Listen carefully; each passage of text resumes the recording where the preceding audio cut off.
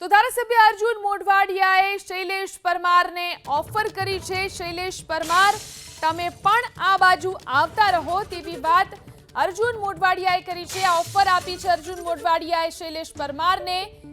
ગૃહની કાર્યવાહી દરમિયાન ધારાસભ્ય અર્જુન મોઢવાડિયાએ શૈલેષ પરમારને ઓફર આપી।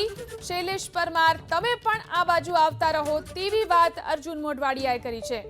ઉલ્લેખનીય છે, અર્જુન મોઢવાડિયા જે રીતે કોંગ્રેસ છોડી અને ભાજપમાં જોડાયા ત્યારબાદ ગૃહમાં તેમણે શૈલેષ પરમારને ઓફર કરી છે।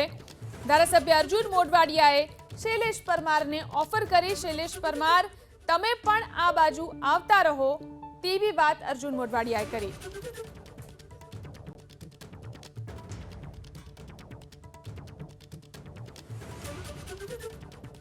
ભ્રષ્ટ અધિકારીઓને સાણસામાં લેવા માટે સરકારે તૈયારી કરી લીધી છે।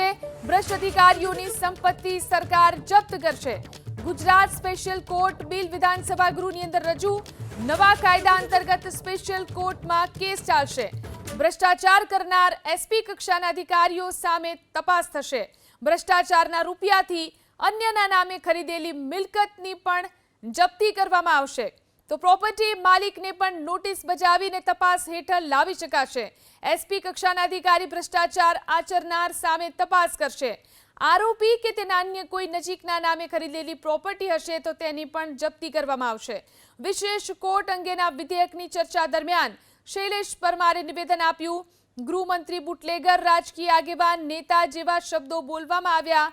વિધેયકમાં ક્યાંય આવો ઉલ્લેખ નથી તેવું કહ્યું છે શૈલેષ પરમારે। લેન્ડ ગ્રેબિંગ એક્ટ બાદ હાઈકોર્ટમાં 500 કરતાં વધારે અરજીઓ પેન્ડિંગ છે, ત્યારે કોર્ટમાં પણ આજે ઘણા જજની જગ્યા ખાલી છે। કંપનીમાં ઘણા ભાગીદાર હોય છે તો સંપત્તિ કેવી રીતે વેચી શકાય, આ તમામ વાતો શૈલેષ પરમારે આજે ગૃહમાં કરી છે। એસીબીનો કાયદો હોવા છતાં ખુલ્લેઆમ ભ્રષ્ટાચાર ચાલે છે તેવું પણ તેમણે જણાવ્યું। રાજ્યમાં કોઈ કાંડ થાય ત્યારે સરકાર વિશેષ કમિટીની રચના કરે છે।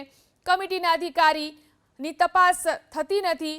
હાઈકોર્ટના આદેશ છતાં અધિકારીઓ સામે કાર્યવાહી નથી થતી તે પ્રકારનો આરોપ શૈલેષ પરમારે લગાવ્યો। ભાજપના રાજમાં અધિકારીઓ ભ્રષ્ટાચારી અને બેફામ બન્યા છે તેવું પણ તેમણે કહ્યું। બિલની ચર્ચા દરમિયાન મોઢવાડિયાએ કોંગ્રેસ પર ચાબખા માર્યા। કોંગ્રેસના ઉપનેતા શૈલેષ પરમારને સંબોધીને અર્જુન મોઢવાડિયાએ ચાબખા માર્યા। હું યુવરાજગીરીમાંથી છૂટ્યો, શૈલેષભાઈ તમે હજુ ત્યાં છો તેવું કહ્યું છે અર્જુન મોઢવાડિયાએ। કોંગ્રેસમાં ચોકલેટી નેતાઓ આયાત કરવામાં આવે છે તેવી પણ વાત કરી। કોંગ્રેસમાં નક્કી કર્યા મુજબ હાઉસ ચલાવી નથી શકાતું તેવી પણ વાત અર્જુન મોઢવાડિયાએ કરી છે।